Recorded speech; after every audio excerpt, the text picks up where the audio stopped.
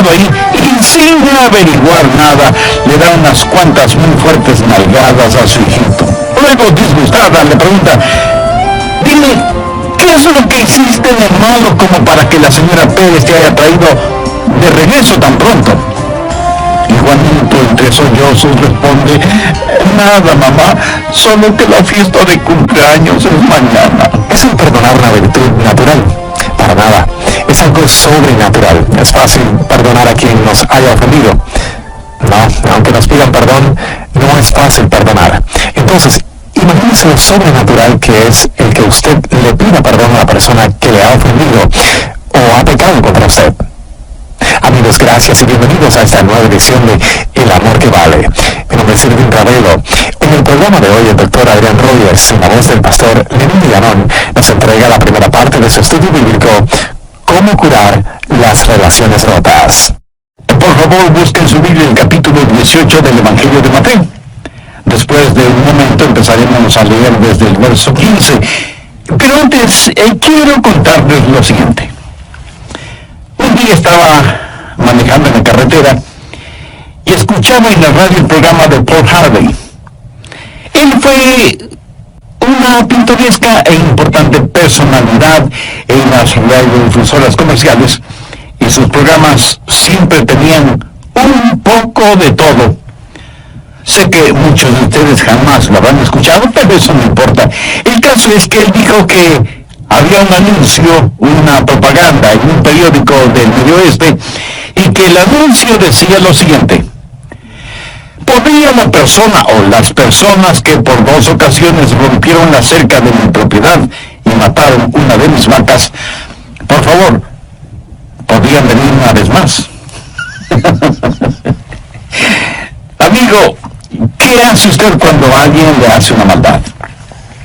Le invita para que se la haga de nuevo y entonces usted poder desquitarse. Miremos lo que nos dice Mateo 18, empezando en el verso 15. Por lo tanto, si tu hermano peca contra ti, ve y repréndele estando tú y él solos. Si te oyere, has ganado a tu hermano.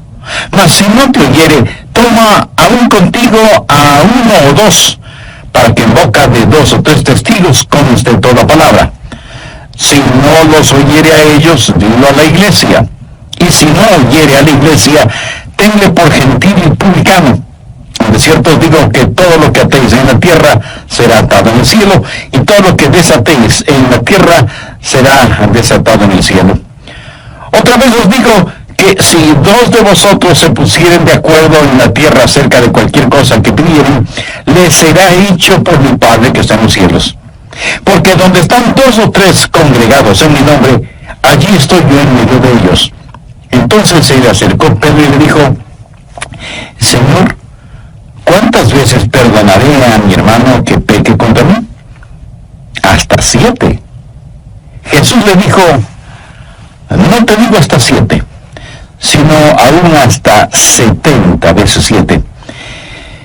Hoy quiero compartir con usted acerca de cómo curar, sanar y restablecer relaciones rotas. Y yo creo que todos quienes hemos estado sirviendo a nuestro Salvador por mucho tiempo, tendremos un número de experiencias de quienes nos han hecho daño. Y ese es un problema muy doloroso. La palabra pecar significa literalmente no dar en el blanco, o estar fuera de los límites de algo, o transgredir. Cuando alguien peca contra otra persona, está transgrediendo en la vida de esa persona. La relación se rompe y cualquier comunión es cercenada. Ahora, déjeme decirle por qué esto es un problema doloroso. En primer lugar, porque ofende a Dios el Padre. Mi papá tuvo un hermano que nunca visitó nuestra casa. Él vivía en Denver, en Colorado, y un día vino a West Palm Beach, en la Florida, para visitarnos. Mi madre se pasó toda la noche cocinando un pavo y yo tuve que dormir con mi hermano mayor. Ambos, aunque éramos jóvenes, éramos bastante grandes. Yo jugaba fútbol norteamericano y él recién había regresado después de haber estado en el ejército. Y tuvimos que dormir los dos en una cama pequeña para que la otra cama pudiera ser usada por nuestro visitante. A la medianoche, al darse vuelta mi hermano en esa estrecha cama, me quitó la cobija. Yo estiré la mano y se la quité. Él me golpeaba con su rodilla y yo le molestaba con mi codo. Y así nos pasamos casi toda la noche.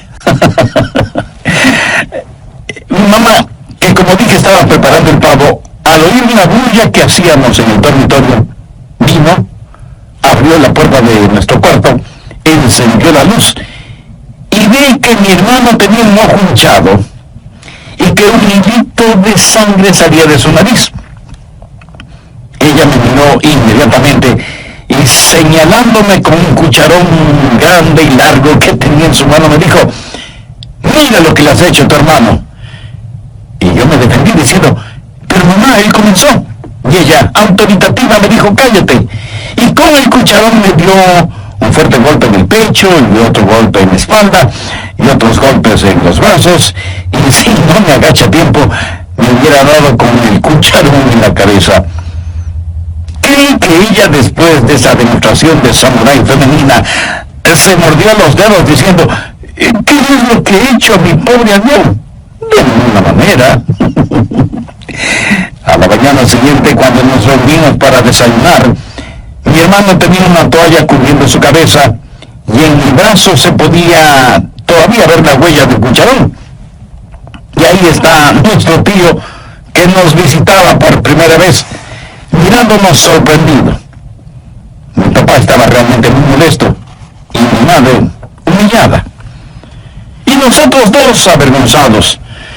Y como dice el dicho en relación con los perros derrotados, nos sentíamos con el rabo entre las piernas, más bien entre las patas. Y me pregunto si en el cielo no se avergonzará sobre la forma en que algunos de los hijos de Dios se comportan. Quiero decir, creo que avergonzamos a Dios el Padre cuando no nos llevamos bien entre hermanos y hermanas. Y no estoy hablando de relación sanguínea. Eso deshonra al Padre, pero también desanima a los creyentes. No hay nada peor que estar en una iglesia donde no existe armonía. Y no existe nada más dulce y atractivo que estar en una iglesia en donde la armonía es evidente entre todos. El Salmo 133:1 dice: mirad cuán bueno y cuán delicioso es habitar los hermanos juntos en armonía. El Señor Jesús en el capítulo 17, verso 21 de Juan dice: para que todos sean uno como tú, oh Padre, en mí y yo en ti, que también ellos sean uno en nosotros, para que el mundo crea que tú me enviaste. ¿Se había percatado usted que la unidad entre los creyentes es una forma de evangelizar silenciosamente? Pero no solo que pleitos, contiendas y desunión deshonran al Padre y desaniman a los creyentes, sino que eso deleita a nuestro enemigo. Satanás ama realmente el ver que hermanos y hermanas en la fe no se llevan bien. La causa de Cristo sufre más por la falta de armonía y unidad en las iglesias que por las falsas doctrinas. Ahora, si usted quiere resolver ese problema, necesita tener la perspectiva apropiada. Mateo 18:15 dice: por tanto, si tu hermano peca contra ti, ve y repréndele estando tú y él solos. Si te oyere, has ganado a tu hermano. Cuando hablo de perspectiva apropiada, tengo en mente tres cosas. Lo primero que usted necesita hacer es considerar su relación con esa persona que ha pecado contra usted. Puede ser su hermano o hermana en la carne, o puede ser su hermano o hermana en la fe, quienes, como usted, llaman a Dios Padre. Y usted necesita considerar esa relación. Y usted puede arguir sobre este punto diciendo: pero él o ella no son mis hermanos espirituales. Nunca se han salvado, aunque son miembros de la iglesia. Bueno, si no son sus hermanos en Cristo, entonces quiere decir que están ciegos espiritualmente y por lo tanto caminan al infierno. ¿No es una razón muy poderosa para que usted ore más intensamente por ellos? Pero si él o ella son sus hermanos espirituales, el hacerles daño es hacerse daño a usted mismo, porque tanto ellos como usted son miembros del cuerpo de Cristo. Así que considere esa relación. No importa lo que una persona haga o cuánto le hayan hecho daño, ellos necesitan más de su amor. Veamos 1 Juan 3:16. En esto hemos conocido el amor, en que Él puso su vida por nosotros. También nosotros debemos poner nuestras vidas por los hermanos.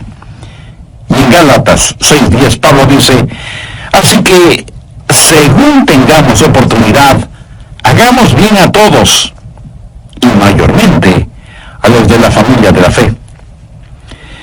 Cuando usted está desarrollando una perspectiva apropiada, primero considera la relación, segundo considera la responsabilidad, que es lo que leímos en Mateo 18:15.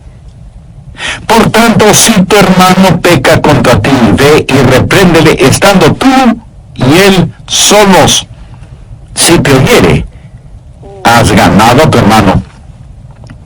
Escúcheme, cada creyente que fracasa es la responsabilidad de otro creyente. Cuando un hermano o hermana fracasa, otro hermano o hermana deben ayudarle a levantarse, porque la Biblia dice en Gálatas 6:1, hermanos, si alguno fuere sorprendido en alguna falta, vosotros que sois espirituales, restauradle con espíritu de mansedumbre, considerándote a ti mismo, no sea que tú también seas tentado. Así que considere su relación tanto como su responsabilidad. Si alguien le ofende, es su responsabilidad el tratar de arreglar positivamente esa relación. Y cuando considere su relación y su responsabilidad, es muy importante que se considere a usted mismo. Veamos nuevamente Gálatas 6:1. Hermanos, si alguno fuere sorprendido en alguna falta, vosotros que sois espirituales, restauradle con espíritu de mansedumbre, considerándote a ti mismo, no sea que tú también seas tentado. Ahora, ¿cómo se considera usted mismo? Si usted va a tratar de enderezar la vida de alguien, ¿es usted culpable del mismo pecado? El apóstol Pablo dijo en Romanos 2, los primeros 3 versos, por lo cual eres inexcusable, oh hombre, quien quiera que seas tú que juzgas, pues en lo que juzgas a otro, te condenas a ti mismo. Porque tú que juzgas, haces lo mismo. Mas sabemos que el juicio de Dios contra los que practican tales cosas es según verdad. Y piensas esto, oh hombre, que tú que juzgas a los que tal hacen y haces lo mismo, que tú escaparás del juicio de Dios. En otras palabras, Pablo está diciendo, ¿cómo podemos atrevernos a juzgar a otra persona del mismo pecado del cual nosotros somos culpables?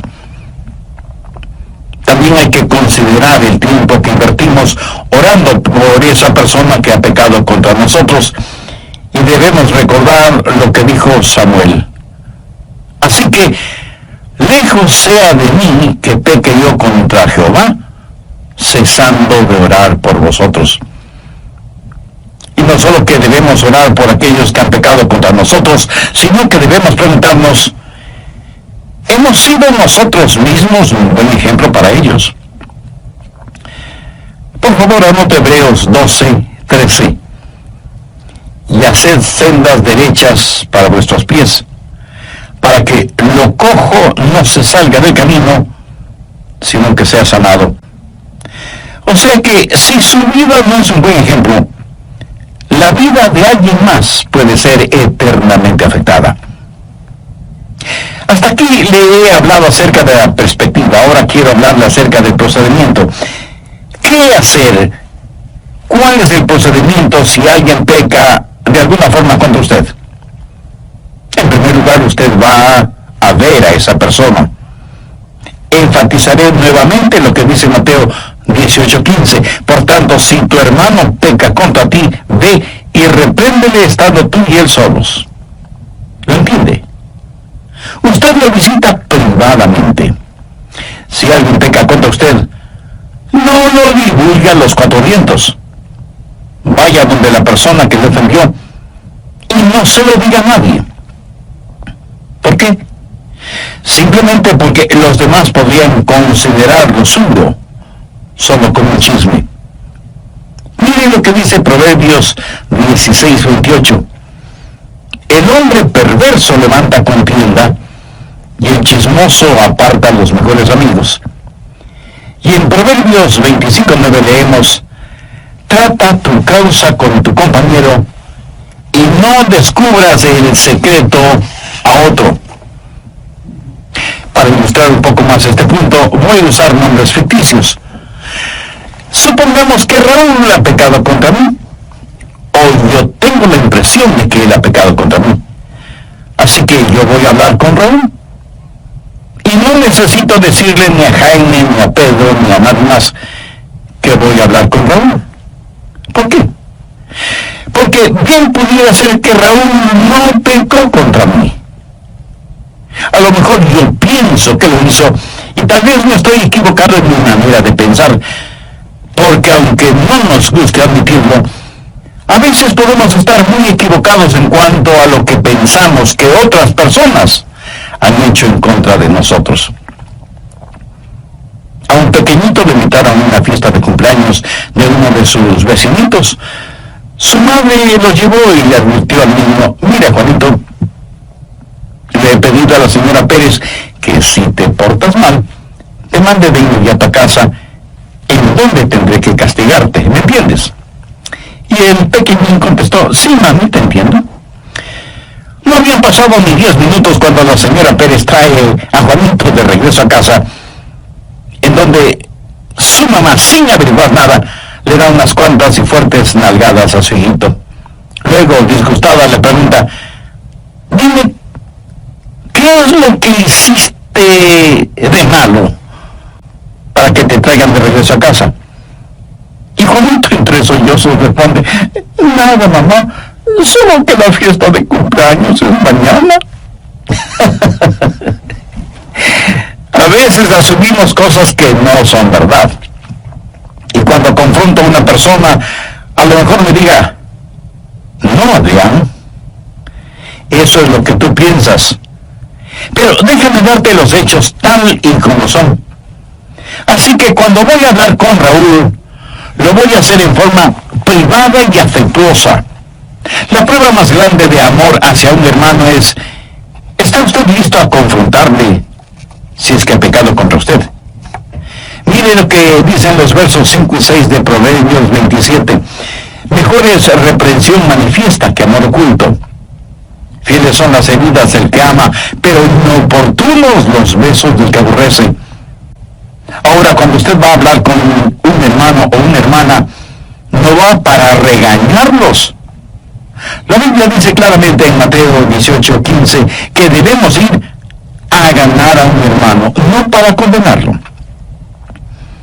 El perdonar no es una virtud natural, es algo sobrenatural.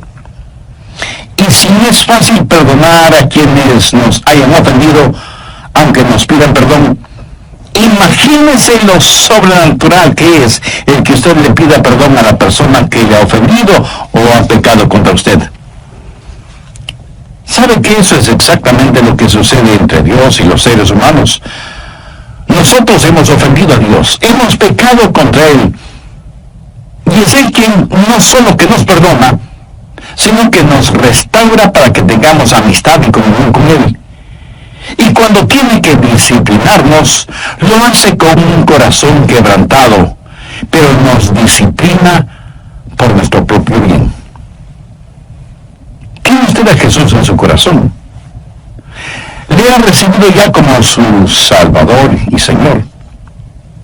Usted, pues, hemos superado aquello de ojo por ojo y diente por diente. Entonces, como si estuviéramos practicando una virtud, decimos: él o ella pecó contra mí, y si quiere que le perdone, debe venir a pedirme perdón. Pero que yo vaya a buscarle para perdonarle, jamás. Pero es exactamente eso lo que la Biblia dice que debemos hacer y hacer. sed benignos unos con otros, misericordiosos, perdonándoos unos a otros como Dios también nos perdonó a vosotros en Cristo. Permítanme hacerle una pregunta. ¿Dios le buscó a usted? Por supuesto que sí. ¿Por qué amamos a Dios? Porque Él nos amó primero. Miren lo que Pablo dice en Romanos 5:8, mas Dios muestra su amor para con nosotros, en que siendo aún pecadores, Cristo murió por nosotros. Ahora, si alguien peca contra nosotros, no podemos... Evidentemente Simón Pedro estuvo escuchando todo esto y se puso a pensar, porque sabía que algunos habían pecado contra él, así como él había pecado contra otros. Y estuvo pensando, ¿cuál es el límite en este asunto? Veamos Mateo 18:21. Entonces se le acercó Pedro y le dijo, Señor, ¿cuántas veces perdonaré a mi hermano que peque contra mí? Hasta 7 veces. En la mente de Pedro, este asunto del perdón debía tener un límite, porque él creía que no se puede perdonar indefinidamente, porque mientras más una persona peca, menos son las posibilidades de perdón. Es decir, llega un momento en que hay que decir, basta, no más. Y Jesús le dijo que esto del perdón no es un asunto de matemáticas. Jesús le dijo, no te digo hasta 7 veces, sino aún hasta 70 veces 7. Esto es algo interesante porque la verdad del asunto es que si usted perdona genuinamente a una persona una vez, entonces ese pecado debe desaparecer para siempre. Y si le vuelven a ofender de la misma manera, es como que si le ofendieran o pecaran contra usted por primera vez. No será como la 4ª o 7ª vez, será como si fuera la primera vez. Y usted no mantiene una libreta de notas para anotar el nombre de las personas que pecan contra usted, qué clase de pecado fue y qué número fue. El amor, mi amigo, no mantiene archivos. Usted humilde y libremente perdona a su hermano o hermana antes de que la falta de misericordia infecte su vida. Y perdona completamente, totalmente. De paso diré que cuando usted va a una persona en busca de perdón, asegúrese de que es perdón lo que recibe. Porque una persona orgullosa podría decirle, oh, no tiene importancia, está bien, olvídalo. Usted debe decir, yo quiero que me perdones. El olvidar una ofensa solo será realidad cuando esa ofensa es perdonada. Cuando esa página en la relación con determinada persona es una página nueva y limpia, y no una página simplemente medio borrada. Debemos perdonarnos unos a otros como Dios en Cristo nos perdona a nosotros. Ahora, todo esto nos pone frente a un problema. ¿Qué si la persona no quiere escucharnos? ¿Cómo frecuentemente sucede? Y dirán, yo no te hice nada malo, o no necesito pedirte perdón ni necesito de tu perdón, o sí, hice lo equivocado y a ti qué te importa. ¿Qué hacer en casos así? Un nuevo elemento, la confirmación. Primero, visitación, segundo, restauración y tercero, confirmación. O sea, Mateo 18:16 entra en acción. Mas si no te oyere, toma aún contigo a 1 o a 2, para que en boca de 2 o 3 testigos conste toda palabra. Así que usted necesita a alguien que sirva de testigo para que 2 o 3 son necesarios para testificar y confirmar, porque usted podría estar equivocado y personas que le acompañen no van para testificar contra la otra persona, sino a tratar de ganar a la otra persona. Pero suponga que esa persona tiene oídos sordos, y aunque usted ha ido a él o ella en forma privada, con una actitud amorosa y humilde, pero esa persona no le escucha, entonces usted busca la ayuda de amigos espiritualmente maduros para que le acompañen y sean testigos de que la persona involucrada no quiere escuchar. Después de que esa visitación y confrontación no tuvo éxito, ¿qué hacer? Bueno, usted pone el asunto en conocimiento de la iglesia, porque ya se vuelve un asunto sumamente serio. Busque Mateo 18:17. Si no los oyere a ellos, dilo a la iglesia. Y si no oyere a la iglesia, tenlo por gentil y publicano.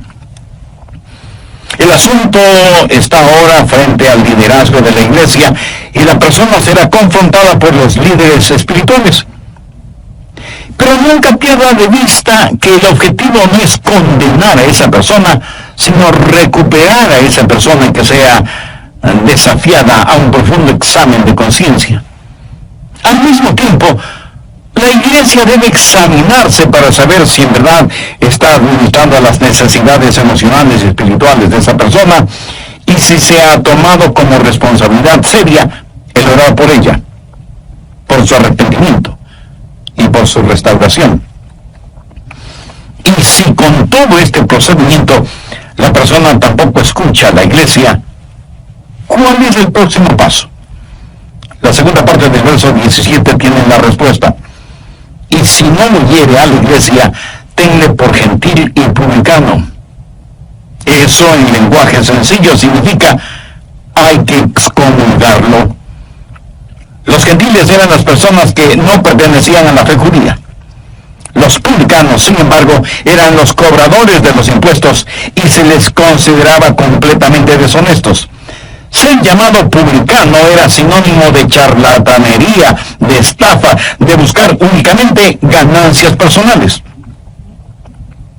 A esa persona que no quiere escuchar a nadie, es necesario decirle: usted no puede seguir viviendo de esa manera, trayendo deshonor al Padre, contención entre los hermanos y deleitando al enemigo, y sin embargo pretender estar en comunión con esta iglesia. Pablo, escribiendo a los tesalonicenses, les dice: si alguno no obedece a lo que decimos por medio de esta carta, a ese señaladlo y no os juntéis con él, para que se avergüence. Mas no lo tengáis por enemigo, sino amonestable como hermano. No hay que seguir teniendo comunión con él y hacerle sentir como que aquí no ha pasado nada. Hay que llamarle la atención con amorosa solicitud, hay que orar por él, pero de ninguna manera se le puede permitir que siga deshonrando el nombre de Dios ni el testimonio cristiano de los demás.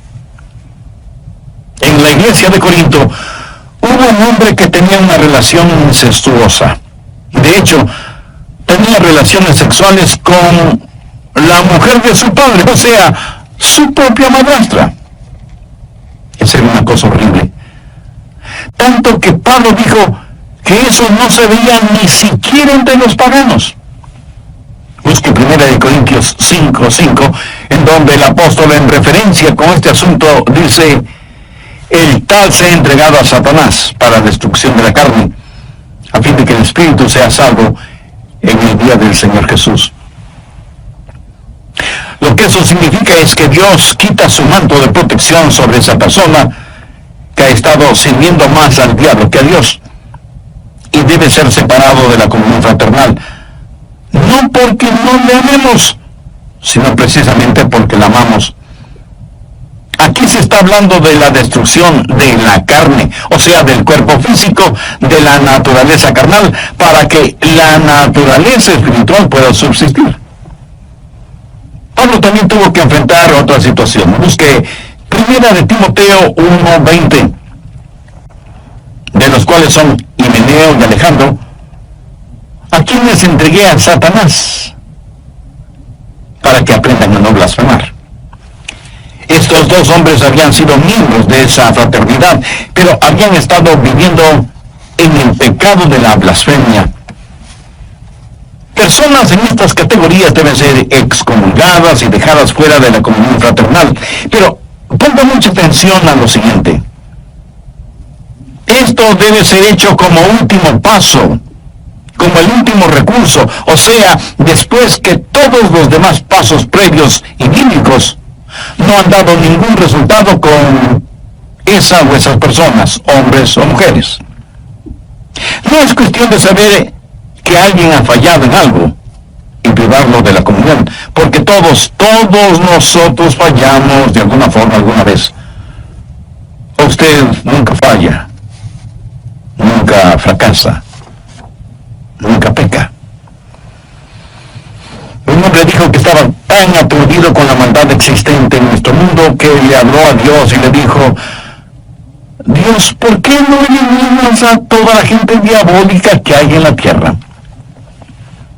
Y Dios le contestó: muy buena sugerencia. Empezaré contigo.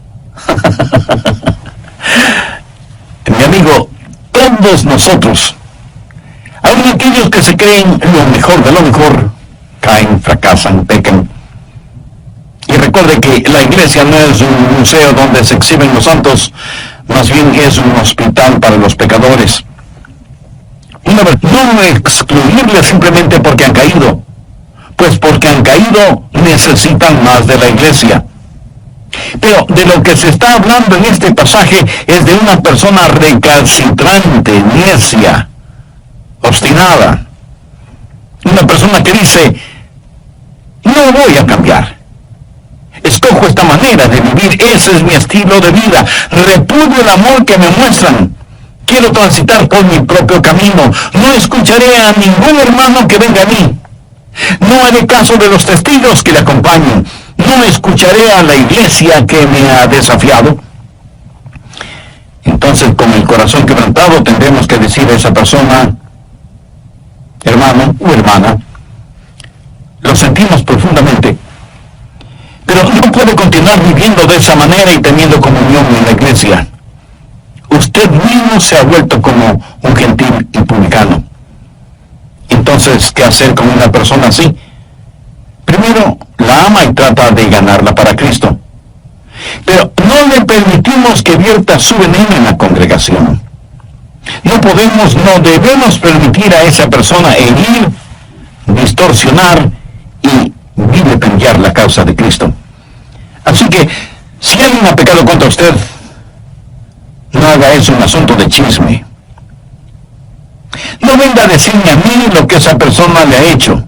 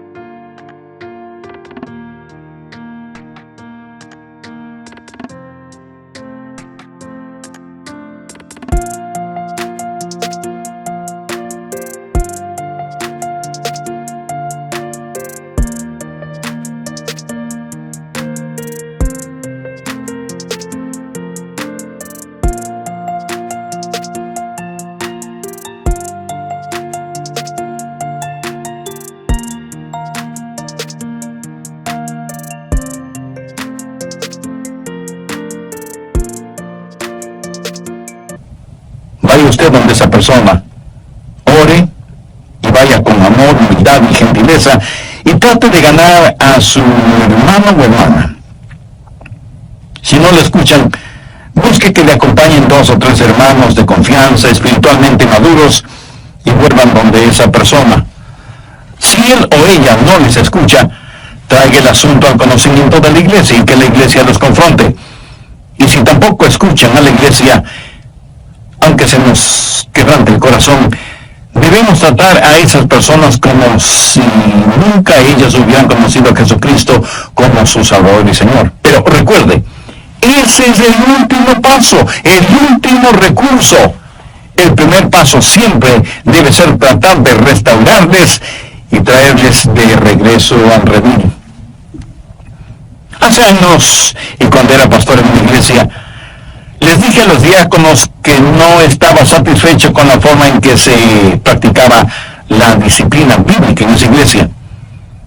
De paso, debo decir que se debe practicar disciplina bíblica en las iglesias cristianas, si es que como creyentes e iglesias cristianas queremos ser de impacto y ejemplo en el mundo. Creyentes e iglesias santos. Pero tampoco queremos una iglesia en donde los miembros piensen que son mejores que otras personas. No debemos ser parte de una iglesia que no da cabida a quienes han caído y están heridos emocional y espiritualmente. Queremos iglesias que al orar puedan decir: Dios, envíanos un avivamiento. Que tengan la absoluta seguridad de que Dios no les dirá: si quieren avivamiento, primero.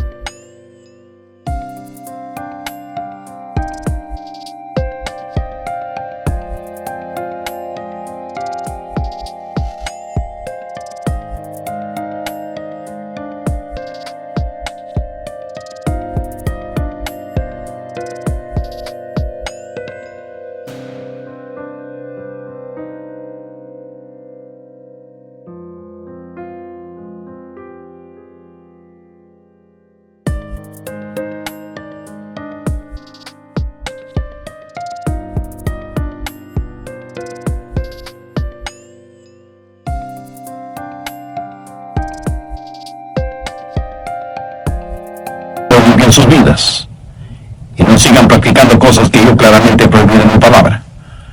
Como iglesia debemos ayudar a aquellos que están luchando espiritualmente y a aquellos que han caído, pero por otro lado, como iglesia debemos tener parámetros espirituales, éticos y morales y cumplirlos.